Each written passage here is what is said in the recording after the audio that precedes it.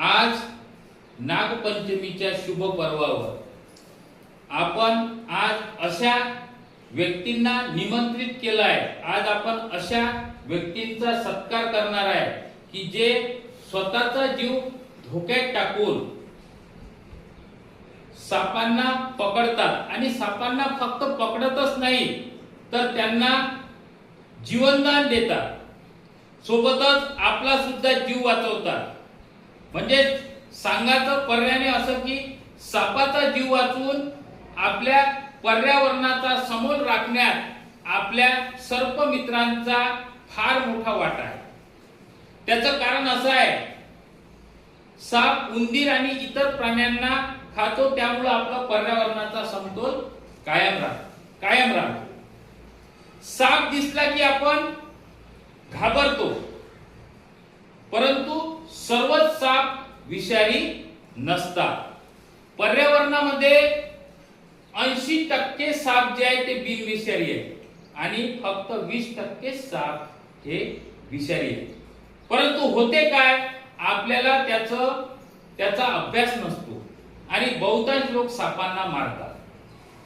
परंतु अशी परिस्थिती जर आली आपल्याला घरात किंवा आपल्या शाळेत कुठेही साप दिसला तर आपण आपल्या नजीकच्या सर्प मित्रांना फोन करून त्यांना बोलवून सापाला जीवनदान देण्याचे काम करावे। आज या नागपंचमीच्या निमित्ताने मी सांगू इच्छितो।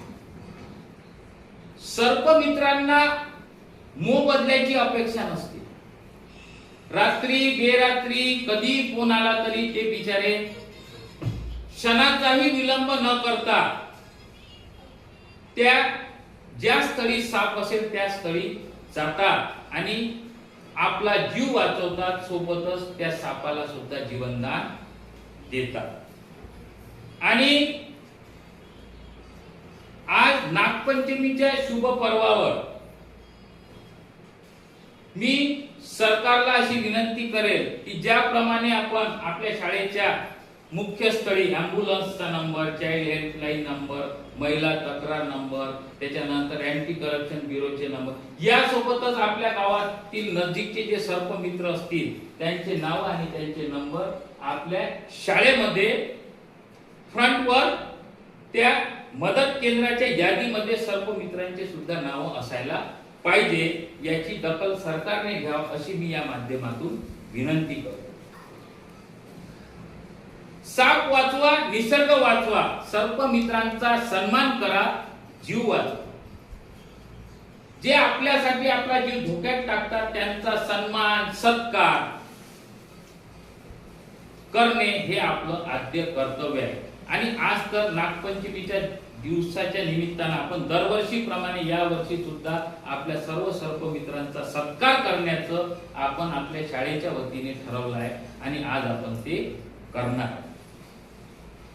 मला एवढं झाल्यानंतर एक प्रश्न विचारतो मी, आपल्या शाळेत जर एखाद्या परिसरात जर तुम्हाला साप दिसला तर तुम्ही काय करा? कोण सांग? आम्ही काय शल्य सांगणार, शल्य म्हणणार की साप मित्रांना फोन लावा। कोणाला फोन लावा?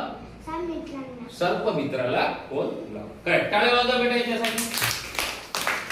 निसर्गाचा समतोल राखण्यात अतिशय अमूल्य भूमिका बजावणाऱ्या सर्व सर्प